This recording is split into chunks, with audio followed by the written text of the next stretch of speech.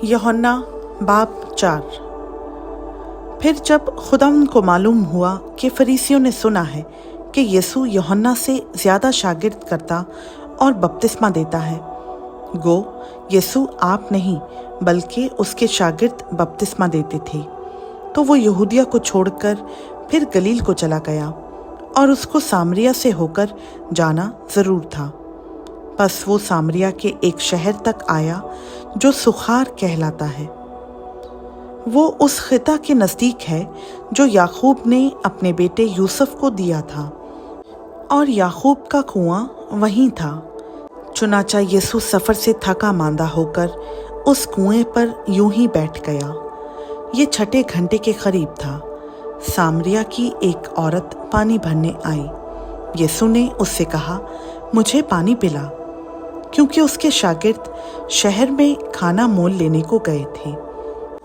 उस सामरी औरत ने उससे कहा कि तू यहूदी होकर मुझ सामरी औरत से पानी क्यों मांगता है, क्योंकि यहूदी सामरियों से किसी तरह का बर्ताव नहीं रखते। यीशु ने जवाब में उससे कहा, अगर तू खुदा की बख्शिश को जानती और ये भी जानती कि वो कौन है जो तुझसे कहता है मुझे पानी पिला, तो तू उससे मांगती और वो तुझे जिंदगी का पानी देता। औरत ने उससे कहा, ऐ खुदावंद, तेरे पास पानी भरने को तो कुछ है नहीं और कुआं गहरा है, फिर वो जिंदगी का पानी तेरे पास कहाँ से आया? क्या तू हमारे बाप याकूब से बड़ा है, जिसने हमको ये कुआं दिया, और खुद उसने और उसके बेटों ने और उसके मवेशी ने उसमें से पिया? यीशु ने जवाब में उससे कहा, जो कोई इस पानी में से पीता है वो फिर प्यासा होगा, मगर जो कोई उस पानी में से पिएगा जो मैं उसे दूंगा वो अब तक प्यासा ना होगा, बल्कि जो पानी मैं उसे दूंगा वो उसमें एक चश्मा बन जाएगा जो हमेशा की जिंदगी के लिए जारी रहेगा। औरत ने उससे कहा, ऐ खुदावंद, वो पानी मुझको दे, ताकि मैं ना प्यासी हूँ ना पानी भरने को यहाँ तक आऊँ। यीशु ने उससे कहा, जा अपने शौहर को यहाँ बुला ला। औरत ने जवाब में उससे कहा कि मैं बेशौहर हूँ। यीशु ने उससे कहा, तूने खूब कहा कि मैं बेशौहर हूँ, क्योंकि तू 5 शौहर कर चुकी है, और जिसके पास तू अब है वो तेरा शौहर नहीं। ये तूने सच कहा। औरत ने उससे कहा, ऐ खुदावंद, मुझे मालूम होता है कि तू नबी है। हमारे बाप दादा ने इस पहाड़ पर प्रस्तिश की, और तुम कहते हो कि वो जगह जहाँ प्रस्तिश करना चाहिए यरूशलेम में है। यीशु ने उससे कहा, ऐ औरत, मेरी बात का यकीन कर कि वो वक्त आता है कि तुम ना तो इस पहाड़ पर बाप की प्रस्तिश करोगे और ना यरूशलेम में। तुम जिसे नहीं जानते उसकी प्रस्तिश करते हो, हम जिसे जानते हैं उसकी प्रस्तिश करते हैं, क्योंकि नजात यहूदियों में से है। मगर वो वक्त आता है, बल्कि अभी है, कि सच्चे परस्तार बाप की प्रस्तिश रूह और सच्चाई से करेंगे, क्योंकि बाप अपने लिए ऐसे ही परस्तार ढूंढता है। खुदा रूह है, और ज़रूर है कि उसके परस्तार रूह और सच्चाई से प्रस्तिश करें। औरत ने उससे कहा, मैं जानती हूँ कि मसीह जो ख्रिस्तुस कहलाता है आने वाला है। जब वो आएगा तो हमें सब बातें बता देगा। यीशु ने उससे कहा, मैं जो तुझसे बोल रहा हूँ वही हूँ।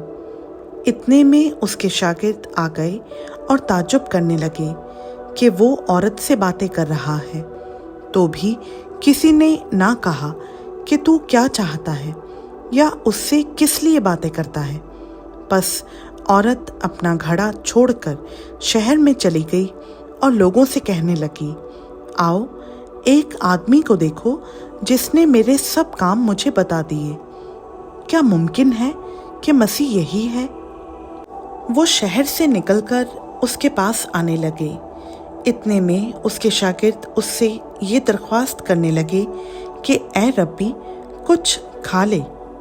लेकिन उसने उनसे कहा, मेरे पास खाने के लिए ऐसा खाना है जिसे तुम नहीं जानते। बस शागिर्दों ने आपस में कहा, क्या कोई उसके लिए कुछ खाने को लाया है?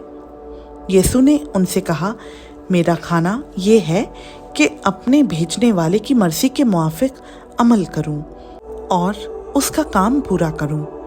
क्या तुम कहते नहीं कि फसल के आने में अभी 4 महीने बाकी हैं?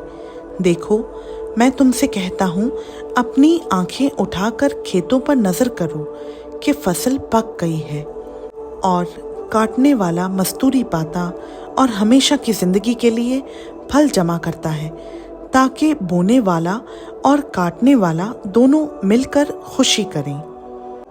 क्योंकि इस पर यह मिसल ठीक आती है कि बोने वाला और है, काटने वाला और।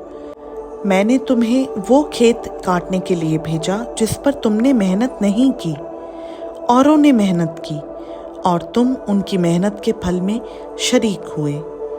और उस शहर के बहुत से सामरी उस औरत के कहने से, जिसने गवाही दी कि उसने मेरे सब काम मुझे बता दिए, उस पर ईमान लाए।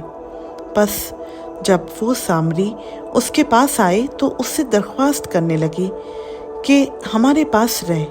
चुनाचा वो 2 रोज़ वहाँ रहा और उसके कलाम के सबब से और भी बहुतेरे ईमान लाए।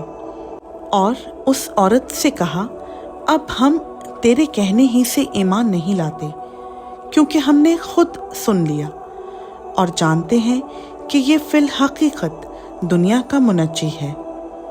फिर उन 2 दिनों के बाद वो वहाँ से रवाना होकर गलील को गया, क्योंकि यीशु ने खुद गवाही दी कि नबी अपने वतन में इज्जत नहीं पाता। बस जब वो गलील में आया तो गलीलियों ने उसे कबूल किया, इसलिए कि जितने काम उसने यरूशलेम में ईद के वक्त किए थे उन्होंने उनको देखा था, क्योंकि वो भी ईद में गए थे। बस वो फिर खनाए गलील में आया, जहाँ उसने पानी को मैं बनाया था, और बादशाह का एक मुलाजिम था जिसका बेटा कफरनहूम में बीमार था। वो ये सुनकर कि यीशु यहूदिया से गलील में आ गया है, उसके पास गया और उससे दरख्वास्त करने लगा कि चलकर मेरे बेटे को शिफा बख्श, क्योंकि वो मरने को था। यीशु ने उससे कहा, जब तक तुम निशान और अजीब काम ना देखो, हरगिज़ ईमान ना लाओगे। बादशाह के मुलाजिम ने उससे कहा, ऐ खुदावंद, मेरे बच्चा के मरने से पहले चल। यीशु ने उससे कहा, जा, तेरा बेटा जीता है। उस शख्स ने उस बात का यकीन किया जो यीशु ने उससे कही और चला गया। वो रास्ता ही में था कि उसके नौकर उसे मिले और कहने लगे कि तेरा बेटा जीता है। उसने उनसे पूछा कि उसे किस वक्त से आराम होने लगा था। उन्होंने कहा कि कल 7वें घंटे में उसकी तप उतर गई। बस बाप जान गया कि वही वक्त था जब यीशु ने उससे कहा था, तेरा बेटा जीता है, और वो खुद और उसका सारा घराना ईमान लाया। ये दूसरा मौजज़ा है जो यीशु ने यहूदिया से गलील में आकर दिखाया। खुदावंद का पाक कलाम का पढ़ा, सुना, समझा और कबूल किया जाना हम सबों के लिए बाइस बरकत हो। आमीन।